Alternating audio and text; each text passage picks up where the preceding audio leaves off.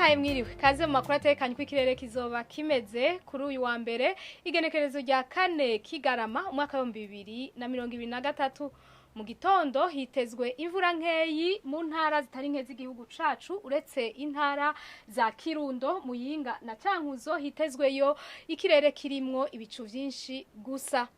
Igipimo c'ubushuhe kiri hasi kizoboneka kuri degre Celsius 13 zikazoboneka mu ntara za Kayanza na Ngozi. Ku muhingamo hitezwe imvura hose mu gihugu cacu. Iyo mvura ikazoba yumvikanamwo imituragaro mu ntara za Kirundo hamwe na Muyinga.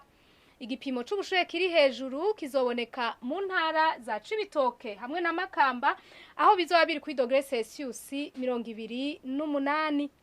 Ejo mu gitondo izuba rizoseruka igihe cy'isaha 11:44 zo mu gitondo rirenge igihe cy'isaha 12:2 zo ku mugoroba.